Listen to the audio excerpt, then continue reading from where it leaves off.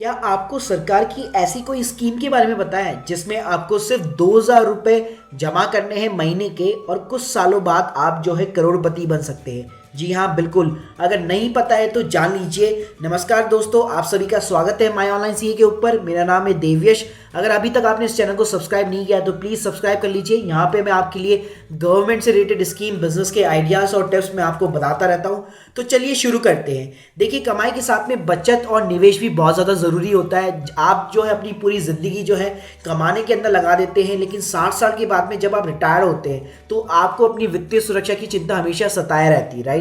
तो आप जो है गारंटी चाहते हैं जिसके सहारे आप अपनी बाकी की जो ज़िंदगी है उसको बेहतर ढंग से गुजार सके, जिसके लिए आपको हमेशा ही छोटी उम्र से जो है बचत करना सीखना होगा और थोड़ा थोड़ा पैसा बचाना जो है शुरुआत करनी होगी उस पैसे को बचाने की, ताकि रिटायरमेंट के समय आपको एक बड़ी की सी राशि जो है, निश्चित राशि जो है पेंशन के रूप में उपलब्ध हो सके। तो देखिए, जैसे मैंने यहाँ पे पेंशन का नाम लिया तो कुछ लोगों के मन में आता है कि यार पेंशन का मतलब भाई सिर्फ जो गवर्नमेंट एम्प्लॉयज है ये उन्हीं के लिए है। जी नहीं, बिल्कुल। आप चाहे प्राइवेट ऑर्गेनाइजेशन के अंदर जॉब करते हो या फिर बिजनेस चलाते हो या सेल्फ एम्प्लॉयड पर्सन हो, ये स्कीम जो है सभी के लिए। इस स्कीम का नाम है नेशनल पेंशन स्कीम। जी हाँ, तो इसके लिए देखिए, आप नेशनल पेंशन जो स्कीम में निवेश कर सकते हैं। इस सरकारी स्कीम में हर माह में एक निश्चित राशि जो है जमा करा के आप जो है करोड़पति बन सकते हैं।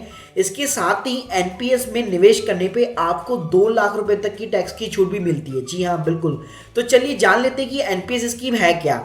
देखिए, जो एनपीएस है वो मार्केट लिंक स्कीम है। इसका रिटर्न जो है वो शेयर मार्केट की चारों फंड मैनेजर के प्रदर्शन पर निर्भर करता है। जी हाँ, बिल्कुल। तो कोई एक तरह से इसके अंदर ऐसा नहीं कि ये इस पर रिस्क नहीं है, बिल्कुल डेफिनेटली रिस्क है, लेकिन ये गवर्नमेंट की स्कीम है। प्लस इसका जो रिटर्न है वो शेयर मार्केट के ऊपर डिपेंड तो करेगा ही, साथ में इसके जो फंड मैनेजर है जो इसको मैनेज कर रहे हैं, जो कि प्रोफेशनल्स है, तो वो अलग अलग अपना एक पोर्टफोलियो बनाते हैं और उसके अंदर इन्वेस्ट करते हैं। तो आपका जो रिस्क है एक तरह से शेयर मार्केट का, वो बिल्कुल रिड्यूस हो जाता है और आपका जो रिटर्न और इन्वेस्टमेंट है वो बहुत ज़्यादा रहता है। तो देखिए, एनपीएस की जब शुरुआत हुई थी तो 2004 में हुई थी और सरकारी कर्मचारियों के लिए हुई थी, राइट। जैसा स्टार्टिंग में आपने सोचा होगा सीधा ही पेंशन का नाम सुनते ही, लेकिन 2009 के अंदर गवर्नमेंट ने इसको आम लोगों के लिए भी खोल दिया। मतलब अब चाहे आप प्राइवेट ऑर्गेनाइजेशन के अंदर जॉब करते हो या सेल्फ एम्प्लॉयड हो या हाउस वाइफ हो या कोई भी पर्सन हो, ये सभी आम लोगों के लिए एक तरह से ओपन हो चुकी है। तो आप अब इंडिया के अंदर कोई भी पर्सन जो है इस स्कीम के अंदर भाग ले सकता है। तो चलिए जानते हैं कि ये जो एनपीएस स्कीम है वो काम कैसे करती है, राइट। तो चलिए स्टार्ट करते हैं। तो देखिए, एनपीएस में रिटायरमेंट के लिए निवेश किया जाता है। ऑब्वियसली ये नाम से जैसे प्रतीत हो रहा है नेशनल पेंशन स्कीम, तो रिटायरमेंट के लिए एक तरह से आपको इन्वेस्टमेंट करना चाहिए। तो 18 से 60 साल के बीच का कोई भी शख्स इस सुविधा का लाभ उठा सकता है। मतलब आपकी जो एज है मिनिमम 18 ईयर्स होनी चाहिए और आप जो है 60 ईयर्स के बीच में, मतलब 18 से 60 साल के बीच में आप जो है इस स्कीम का फायदा उठा सकते हैं। 60 साल की उम्र होने पर इसमें जमा हुई सारी की सारी राशि का 60% एक साथ निकाला जा सकता है और जो 40% है वो एन्युटी स्कीम के अंदर निवेश करके पेंशन ले सकता है। जी हाँ, बिल्कुल। तो अभी देखो, आपको समझ में नहीं आया तो आगे मैं एक पूरा प्रैक्टिकल एग्जाम्पल दूंगा। और सेकंड चीज़ ये है कि निवेशक चाहे तो वहाँ पे 60% निकालने की जगह पूरा का पूरा 100% भी निवेश कर सकता है।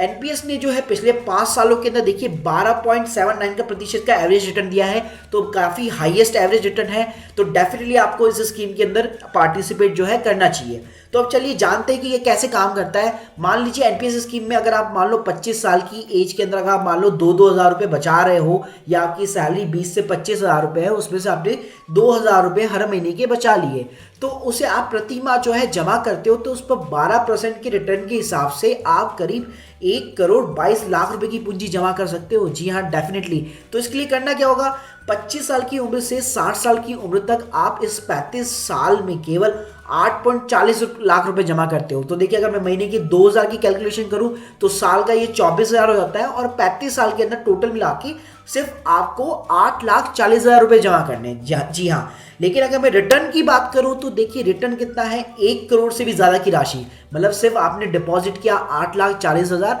और गवर्नमेंट आपको रिटर्न में दे रही है 1 करोड़ से भी ज़्यादा की राशि। आप चाहे तो इसका 60% 75 लाख रुपए एट दी एंड, जैसे आपकी 60 साल की एज जाती है तो आप एक मुश्त जो है निकाल सकते हैं।